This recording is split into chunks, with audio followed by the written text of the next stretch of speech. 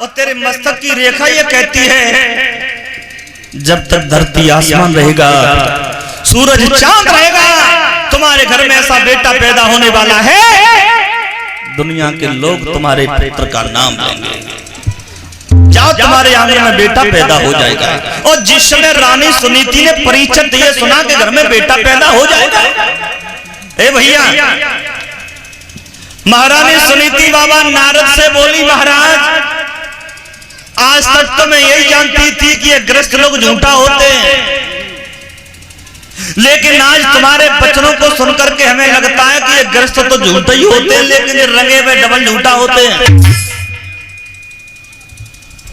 बाबा नारद बोले मतलब क्या है? आप ये कह रहे हो कि मेरे घर में बेटा पैदा हो जाएगा। अरे महाराज आप विचार करो, जिस बाग का रक्षक माली छोड़ करके चला गया हो वो बगीचा कब तक हरा भरा रहेगा? 6 महीना हो गए पति के दर्शन नहीं हुए महाराजा में, और आप ये कहते हो मेरे घर में बेटा पैदा हो जाएगा। देवर्षि नारद समझा करके बोले, रानी आप संतों की बात पे विश्वास नहीं करती, संतों की बातों पे व्यंग ढा रही हो, लेकिन मेरा वचन है कि तुम्हारे घर में बेटा पैदा होगा। और मैं नहीं कहता, सज्जनों इस बात को बड़े बड़े विद्वान कहते हैं, भगवान के मुख का वचन है कि एक बार को मेरा वचन झूठ हो सकता है, लेकिन संतों का वचन कभी झूठ नहीं होता। मानसकार मानस कहते हैं कि मोर वचन चाहे परी जाए फीका,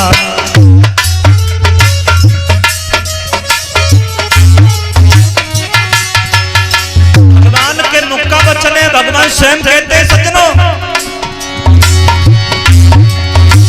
मोर वचन चाहे परी जाए फीका,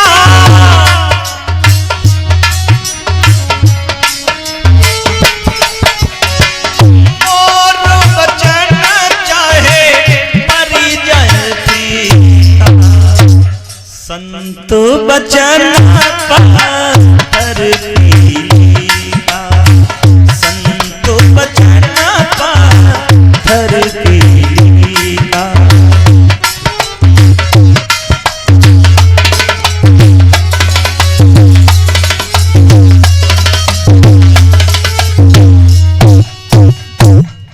महात्मा तुलसीदास कहते हैं, भगवान स्वयं कहते हैं, मोर वचन चाहे पड़ जाए फीका, संत वचन पत्थर की लिखा। एक बार के लिए मेरा वचन झूठ हो सकता है, भगवान कहता है, लेकिन हमारे भक्तों के हृदय का वचन कभी झूठ नहीं होता। और सुनो रानी, 1 वर्ष का इंतजार करना, 1 वर्ष के अंदर अगर तेरे घर में संतान पैदा हो जाए तो ठीक है, अन्यथा जिस कुआं में गिर करके आज मर रही हैं आप, इस कुआं में आकर के गिर जाना, हम तुम्हें रोकने नहीं आएंगे, जाओ। और रानी महात्मा के वचनों पर विश्वास करने के बाद ही महाराज परीक्षित लौट आई, लेकिन विचार करती है परमात्मा कब वो दिन आएगा जब मेरे द्वारा मेरे घर में एक पुत्र पैदा होगा, ये दुनिया के लोग हमें भी माता की दृष्टि से देखेंगे। सोचते सोचते सारी रात गुजर गई, परीक्षित सवेरा हुआ। देखो भैया, बाबा नारद का वचन सत्य होने जा रहा है। बाबा सुखदेव कहते हैं, महाराज परीक्षित सवेरा होते होते महाराज उत्तान पाद कचहरी में पहुंचे और जाकर मंत्री से बोले, मंत्री कहिए महाराज। आज सभा में हमारा मन नहीं लग रहा है। मन तो हमारा भी नहीं लग रहा है महाराज, क्या करें, अपने मन की हमें कोई चिंता नहीं, चिंता तुम्हारे मन की रहती है। चिंता रहती है, कोई उपाय है? आपका मन नहीं लग रहा है महाराज, तो आपको जंगल की तरफ शिकार खेलने के लिए जाना चाहिए। घोड़ा भी तैयार है, देख लो। हाँ देख लो, तैयार है, करोटी भरा रहा है, घोड़ा तैयार है। और महाराज ने घोड़ा सजाया बंधुओं, अनेकों सैनिकों को साथ लेकर के ही महाराज परीक्षित महाराज उत्तान पाद जंगल में शिकार खेलने को बढ़ गए। जंगल में जाकर के हिरण को देखा, हिरण का पीछा किया राजा, घोड़ा को दौड़ाते दौड़ाते जंगल में बहुत दूर निकल गए। संध्या हो गई, उस संध्या के वक्त सैनिक लौट आए। सैनिकों ने देखा है महाराज नहीं आ रहे हैं, तो जाकर के छोटी रानी को सूचना दे दी जाए। छोटी रानी महलों में बैठी है, सैनिकों ने आकर के कह दिया रानी साहिबा की जय हो।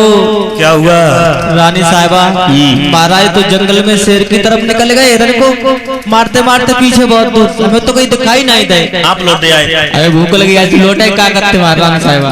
तुम तो कायर हो जो लौटे आए। क्यों? लेकिन तुम नहीं जानते हमारे पति जिसका पीछा करते हैं व्रत करके लौटते हैं। जाओ भोजन करो, विश्राम करो। और हे महाराज, परीक्षित सैनिक तो विश्राम करने को चले गए और तेजा रानी ने 2.5 सेर खाई पड़ के सोई गई। इसे भी ध्यान नहीं है कि महाराज हारे थके जंगल से लौटेंगे। उधर अर्धरात्रि हुई और रात्रि के वक्त में महाराज का घोड़ा जंगल से लौटा, दरवाजे पर पहुंच गए। रानी महलों में सो गई। दरवाजा खटखटा दिया, खोलो दरवाजा, खोलो दरवाजा। मैंने कहा खोलो दरवाजा, खोलो दरवाजा। अरे क्या सब के सब मर गए?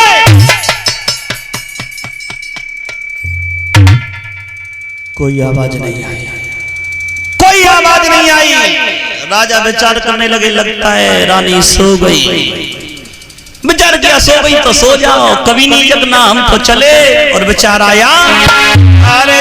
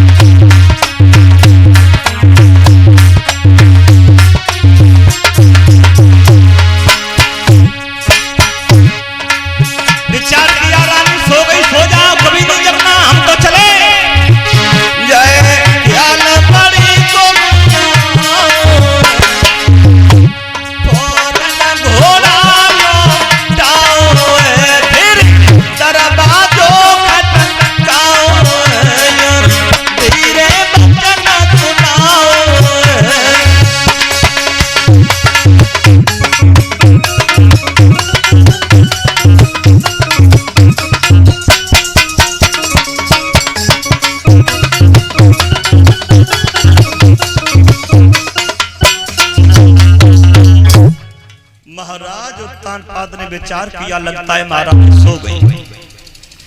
एकदम से बड़ी रानी सुनीति का ख्याल आ गया परीक्षित, और घोड़ी को लौटा दिया। जंगल में पहुंचे। जंगल में जाकर के जहाँ झोपड़ी बना करके महारानी सुनीति रह रही है, पहुंच गए। आवाज लगाई, महारानी निकल करके आई। अर्धरात्रि पर जिस समय महाराज को देखा है, पैरों का चरण बंधन किया है, हाथ पकड़ करके महारानी अपने पति को ले जाती है। सज्जनों, बाबा सुखदेव कहते हैं महाराज परीक्षित, रानी के पास कोई सुंदर भोजन नहीं है, रानी के पास कोई सुंदर आसन नहीं है।